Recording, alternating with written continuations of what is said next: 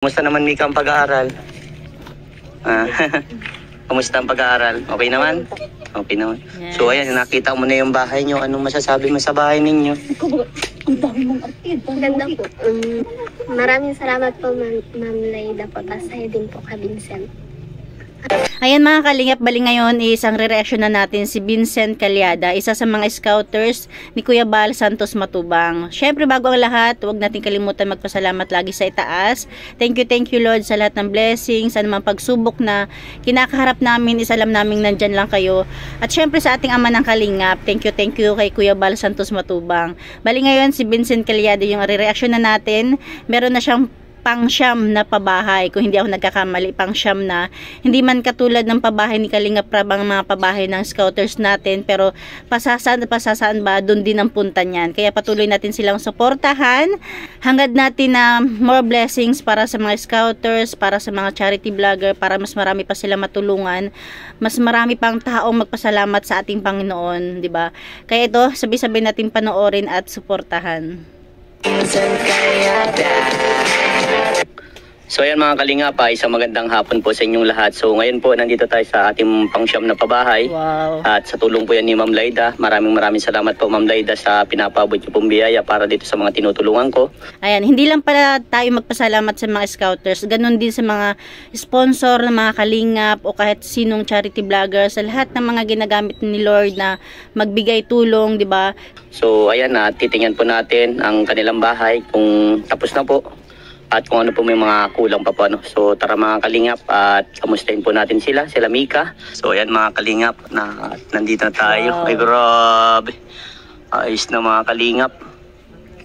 So ayan, dito din sila Mika. Hi Mika. Hello, magandang hapon na si tatay. O tay, kung may bibi ng bago, sino kaninang bibi yan? Piyati niya. Apo ko po yan. Apo mo po. So ayan, naglaki yung bahay ninyo Grabe, solid naman ang pagkagawa po. Kahit masiguro ako, naalala ko nung bata pa ako sa probinsya, siguro kung may magpapabahay sa amin ng ganyan, tuwang-tuwa na siguro ako kasi kapag once naranasan mo talaga na manirahan sa sira-sirang bahay, talagang hindi na safety, tapos magkaroon ka ng ganyan, ang sarap sa pakiramdam. So, ayan, tay, kamusta po yung bahay ninyo? Kaya po yung nagpapasalamat taga po, lubusan talaga. Napaganda na yung bahay namin. No, diba? Kaya nga po nagpunta yung galing para kalip yung anak ko sa kayong apo ko. Dahil na po. Bali may anak na panganay si tatay sa Paracali.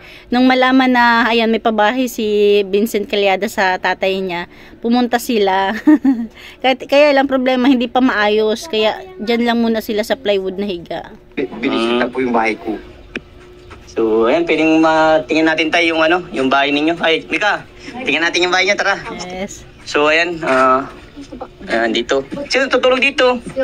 Wala pang wala pang sahig. So, ito talaga kailangan din itong simento, So, ayan. Diyan na lang yan, harang na yan, harangan na po yan dyan. Kasi ito yung magiging CR. Doon po sa likod. Doon sa likod ng daan. Saan ang daan ng CR ni tay?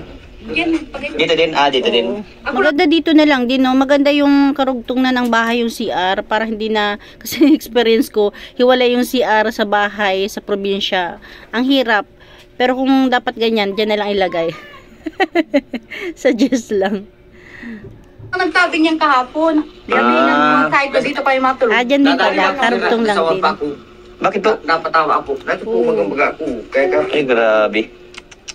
May nga po sira, yung parang kumbaga nabugbog. Nagmaga. Nahirapan ako. Ayan, nung napanood ko to, napaisip ako, sana pinaturukan agad ni tatay sa mga, kahit sa barangay center, di ba?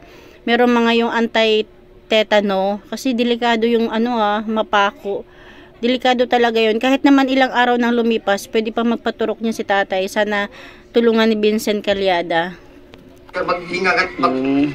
Kumusta naman Mika ang pag-aaral?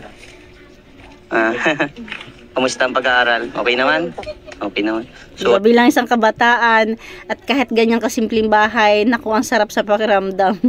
Ayan, nakita mo na yung bahay nyo. Anong masasabi mo sa bahay ninyo?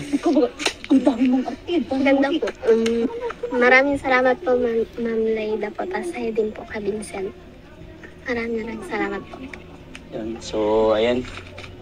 At ayan, masaya na ako at ang ganda ng bahay ninyo, no? At Yes. konti na lang, maayos na din, ano? Opo. So, ayan. Ano pang may mga kulang pa po dito, tatay? Ano po ba't ang mga kulang? Ay, gusto pa sana sir ito ipagawa pa sa itong balkon at ang data po pag walang balkon. Balkon po.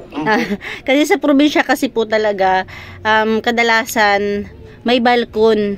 Maganda kasi talaga may balkon kasi nga kapag yung may kaibigan ka, may kamag-anak ka, o kahit kayong pamilya, ayan, tambay-tambay lang sa balkon. Yun po yung tinatawag na ano, yung balkon is terrace. Pero ano naman, hindi naman makonsumo ang balkon kasi poste lang yan, tapos may ano, may bubong, yun. Yung man ang pong inaano ko yung balkon lang at para po pag magdating man ng pista, marami Okay din si tatay. Oo nga naman. Oo nga naman, kahit wala siyang harahanda, banding-banding lang ba, diyan sa balkon. Ay, yun ang pong ano ko lang po, balkon lang. Balkon po. Tama, Saka tama po yun. yung kusina po. Siguro maski may makuha man nata po kayo dito ng pamusti lang po, ano? Yan, pamposte lang naman. Ilang pantirang pawid po? Ay, Tama, poste lang naman tsaka bubong kailangan yan sa balkon. 50 po yan. Tapos, syempre, upuan, minsan kaya na yun ng matatay. Ang tano, 38 lang yan. Ay, 38 na natira. Yun ang po natira. Saka po yung ano, yung dito po, yung kulang mo po ang buhangin. Kulang pong buhangin. Po yun pong hihingi ko lang. At may 3 supot po mo po ako dun. Na simento po. Po. Diba? Baka sa mukha nila tatay ang kasiyahan. Minsan, kung isipin natin, minsan nga maliit na bagay lang yung kailangan nila pero hindi pa rin nila ma-provide. Kaya ngayon na alam niyang may tumutulong sa kanila, labis-labis talaga yung pasasalamat nila kasi na bilang syempre kung naka-experience kayo ng hirap sa buhay, minsan kung isipin nyo parang ang dali lang naman, ang mura lang naman, pero kapag hirap talaga sa buhay, mahirap pa rin na makakuha o mabili. Ang hirap man po, wag naman eh. Baka sabi naman po. Yung simento ko, dinudong ko po. Kagabi nga po, dito na kami naglipat. Opo. Nagtulungan kami. Nilipat nila. Saka Ito po, palagyan niyo po itong plywood po. saka sir, mahingi po ako ting tulong. Ano pong tulong tayo? Ay, nagulpi ako. Nahulog ako dito.